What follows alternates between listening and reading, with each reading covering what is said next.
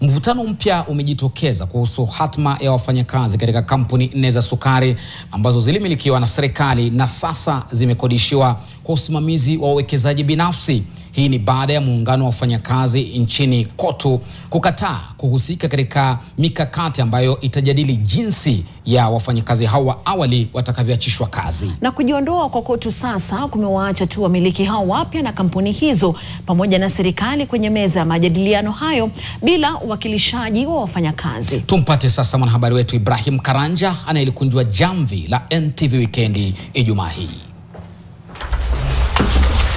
Siku 28 zijazo zitakuwa ni siku za wasiwasi mkubwa miongoni mwa zaidi ya watu 5,000 wafanyikazi wa kampuni 4 za sukari za umma, huku ilani ya kuwajuza kufutwa kwao kazi ikikamilika Oktoba 31.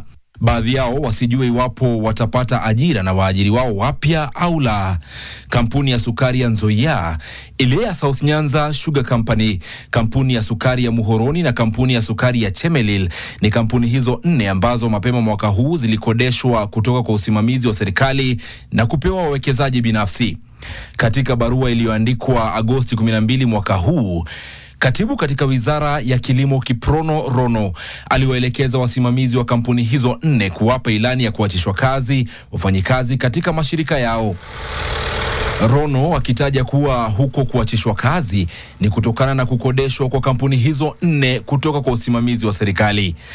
Na huku wafanyikazi wakiendelea kuhesabu muda kabla ya kuondoka, wengine wasiwe na uhakika wa kurejea, muungano wa vyama vya wafanyikazi nchini KOTU sasa umeyumbisha safari hii kwa kukataa kuhusika katika kamati itakayosimamia hatua hii ya kuwaachisha watu kazi.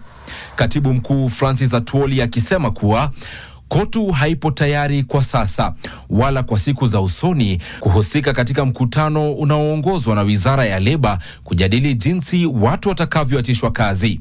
Atwoli ambaye Ijumaa alimwandikia barua waziri wa Leba Alfred Mutua amesisitiza kuwa muungano huo utahusika tu kwenye mkutano utakaojadili jinsi ya kutoa nafasi zaidi za ajira. We support the decision taken by KOTU.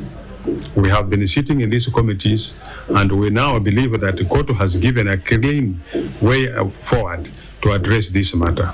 Ameikosoa wizara hiyo kwa kukubali kuwa wanachama wa kamati hiyo itakayoangazia kufutwa kazi kwa watu, akisema huko kuna kinzana na lengo kuu la wizara hiyo ambalo ni kuhakikisha kuna wingi wa ajira na kuwalinda wafanyikazi walioajiriwa, kando na kulinda nafasi finyu za kazi zilizopo.